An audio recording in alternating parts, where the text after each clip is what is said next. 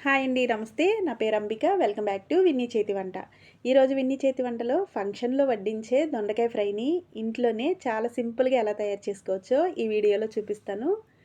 Video అయితే ఎక్కడ skip చేయకుండా చూసేయండి. మీరు కూడా ఇంట్లో తప్పకుండా ట్రై చేయండి. సాంబార్‌లోకైనా, రసంలోకైనా సైడ్ డిష్‌గా చాలా బావుంటుంది.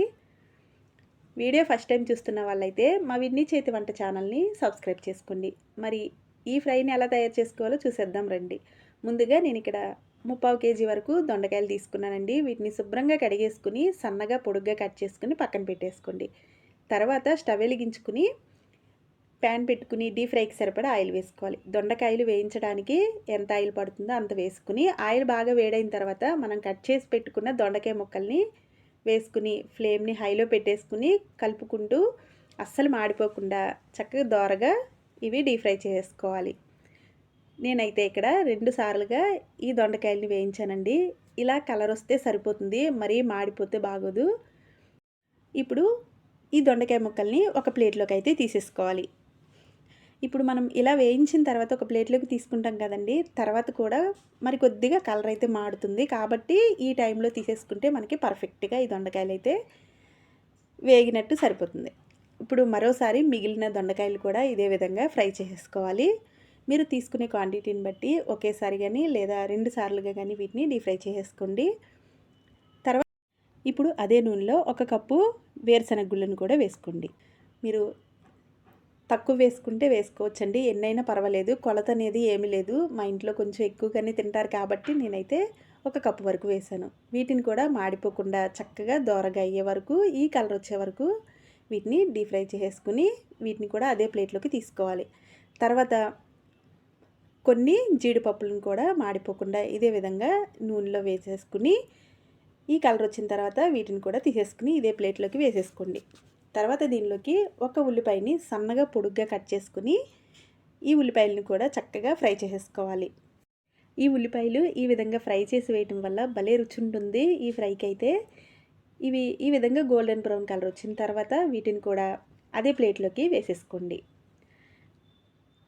ఇప్పుడు ఈ నూనెలో తాలింపు వేసుకోవడానికి కొద్దిగా ఆయిల్ని అయితే పక్కకి తీసేసుకోండి. కొద్దిగా ఆయిల్ ఉంచేసుకుని దీనిలోకి పచ్చిశనగపప్పు, జీలకర్ర అలాగే ఆవాలు కూడా వేసుకుని కొద్దిగా ఫ్రై అయిన తర్వాత ఒక 4 పచ్చిమిరపకాయలు, ఒక 2 ఎండుమిరపకాయలను కూడా వేసేసుకుని దోరగా ఫ్రై చేసుకోవాలి. తర్వాత ఉంటే కొద్దిగా కరివేపాకు వేసుకోండి, నేనైతే మర్చిపోయాను. తర్వాత కొన్ని వెల్లుల్లి రెబ్బలను కూడా దంచేసుకుని ఇవి కూడా కొద్దిసేపు ఫ్రై చేసుకోండి. ఇలా ఫ్రై అయిన తర్వాత మనం ముందుగా వేయించి పెట్టుకున్న దొండకాయలని అలాగే ఉల్లిపాయ ముక్కలు ఇవన్నీ ఉన్నాయి కదండి, వీటిని కూడా దీనిలోకి కలిపేసేసుకుని ఒకసారి మొత్తం అడుగు నుంచి ఈ విధంగా చక్కగా కలుపుకోవాలి. చూసారు కదా, చక్కగా నూనె అయితే కరెక్ట్గా సరిపోయింది. ఇలా మొత్తం అన్ని వేసేసుకున్న తర్వాత ఒక 5 నిమిషాలు మాత్రం ఫ్లేమ్ని లోలో పెట్టేసుకుని ఒకసారి అడుగు నుంచి ఈ విధంగా కలిపేసుకోండి. ఇలా మొత్తం అన్ని కలిసిన తర్వాత ఇప్పుడు దీనిలోకి 1 టేబుల్ స్పూన్ ధనియాల పొడిని కూడా వేసుకోండి. తర్వాత ఒక 1/2 టేబుల్ స్పూన్ పసుపుని అలాగే రుచికి సరిపడా సాల్ట్ని కూడా వేసుకోండి. సాల్ట్ మరీ ఎక్కువైతే బాగోదండి, తగ్గించి వేసుకోండి. తర్వాత 1 టేబుల్ స్పూన్ కారాన్ని కూడా వేసేసుకుని మరి ఒకసారి పూర్తిగా ఈ ఉప్పు కారం అనేవి ఈ ఫ్రైకి పట్టే వరకు ఈ విధంగా కలిపేసుకోండి. ఇలా ఒక 2 నిమిషాల పాటు ఫ్లేమ్ని మీడియంలో పెట్టుకుని మొత్తం అంతా ఉప్పు కారం కలిసే వరకు ఈ విధంగా కలిపేసుకుంటే మనకి ఫంక్షన్ స్టైల్లో దొండకాయ ఫ్రై అయితే రెడీ అయిపోయిందండి. అంతేనండి. దొండకాయ ఫ్రై మీకు కూడా నచ్చిందని అనుకుంటున్నాను. మీరు కూడా ఇంట్లో తప్పకుండా ఇదే విధంగా ట్రై చేసి మీకు ఎలా వచ్చిందో కింద కామెంట్ సెక్షన్లో కామెంట్ చేయండి. వీడియో నచ్చితే లైక్ చేసి మీ ఫ్రెండ్స్కి రిలేటివ్స్కి షేర్ చేయండి. ఇలాంటి మరిన్ని వీడియోస్ కోసం మా ఛానల్ని సబ్స్క్రైబ్ చేసుకోండి. Thanks for watching.